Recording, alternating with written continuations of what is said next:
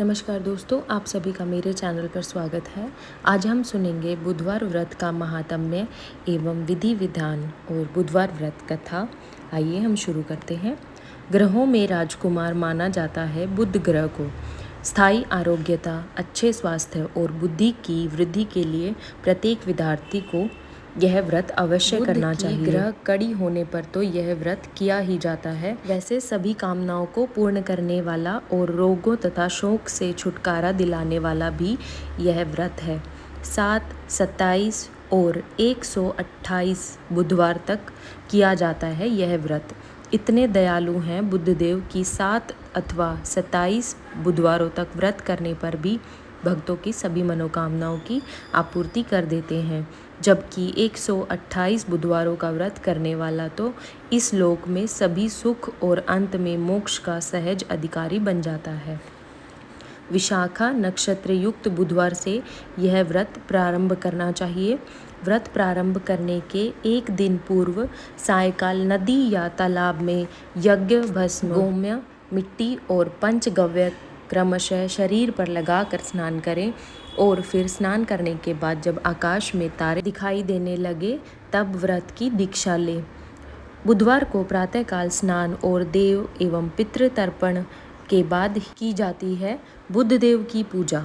बुधदेव की स्वर्ण प्रतिमा अथवा ताम्रपत्र पर अंकित यंत्र को कांसे के बर्तन में रखकर बुद्धदेव की पूजा करने का शास्त्रीय विधान है।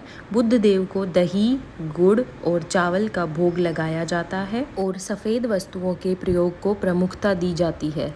इस व्रत के उद्यापन में 27 ब्राह्मणों को भोजन कराने, अपामार्ग की 128 समिधाओं में घी और दही मिलाकर हवन करने तथा बुद्धदेव की प्रतिमा सहित पूजा के काम आने वाले सभी पात्र एवं वस्तुएं आचार्य को देने का शास्त्रीय विधान है। बुधवार व्रत कथा। एक समय एक व्यक्ति अपनी पत्नी को विदा करवाने के लिए अपनी ससुराल गया। वहाँ पर कुछ दिवस रहने के पश्चात सास ससुर से विदा करने के लिए कहा। सबने कहा कि आज बुधवार का दिन है, आज के दिन गमन नहीं करते हैं, परंतु वह व्यक्ति किसी प्रकार न माना और हठ धर्मी करके बुधवार के दिन ही पत्नी को विदा कराकर अपने नगर को चल पड़ा। राह में उसकी पत्नी को प्यास लगी तो उसने अपने पति से कहा कि मुझे बहुत जोर से प्यास लगी है। तब वह व्यक्ति लोटा लेकर रथ से उतरकर जल लेने चला गया। जैसे ही वह व्यक्ति पानी लेकर अपनी पत्नी के निकट आया तो वह यह देखकर आश्चर्य से चकित रह गया कि ठीक अपनी ही जैसी सूरत तथा वैसी ही वेशभूषा में एक व्यक्ति उसकी पत्नी के साथ रथ में बैठा हुआ है। उसने क्रोध में भरकर कहा, तू कौन है जो मेरी पत्नी के निकट बैठा हुआ है? दूसरा व्यक्ति बोला, यह मेरी पत्नी है, मैं अभी अभी ससुराल से विदा करा कर ला रहा हूँ। वे दोनों ही उस स्त्री को अपनी पत्नी और उस रथ को अपना रथ कह रहे थे। बात ही बात में वे दोनों परस्पर लड़ने लगे। तभी राज्य के सिपाहियों ने आकर लोटे वाले व्यक्ति को पकड़ लिया। उन्होंने स्त्री से पूछा, तुम्हारा पति इनमें से कौन सा है? तब पत्नी चुप ही रही, क्योंकि दोनों एक जैसे थे। वह किसे अपना असली पति कहती? वह व्यक्ति ईश्वर से प्रार्थना करता हुआ बोला, हे परमेश्वर, यह क्या लीला है कि सच्चा झूठा बन रहा है। तभी आकाशवाणी हुई, हे मूर्ख, आज बुधवार के दिन तुझे गमन नहीं करना था, तूने किसी की बात नहीं मानी। यह सब लीला बुद्धदेव भगवान की है। उस व्यक्ति ने बुद्धदेव से प्रार्थना की और अपनी गलती के लिए क्षमा मांगी। तब बुद्धदेव जी अंतर्ध्यान हो गए। वह अपनी स्त्री को लेकर घर आया और बुधवार का व्रत वे दोनों पति पत्नी नियम पूर्वक करने लगे।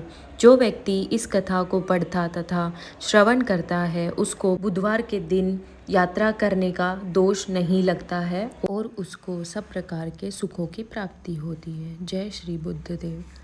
बुद्धदेव जी की आरती। जय श्री बुद्धदेवा स्वामी, जय श्री बुद्धदेवा। छोटे बड़े सभी नर नारी करे तेरी सेवा। ओम जय श्री बुद्धदेवा।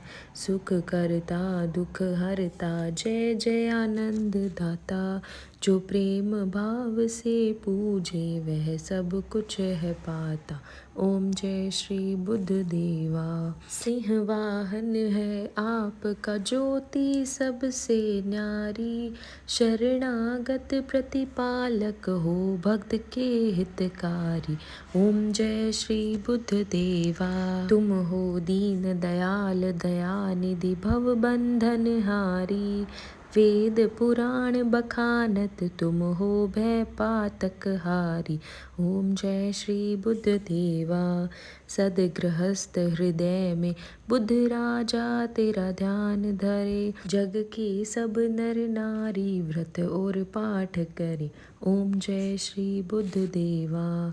विश्व चराचर पालक कृपा सिंधु शुभ करता, सकल मनोरथ पूर्ण करता भव बंधन हरता। ओम जय श्री बुद्ध देवा।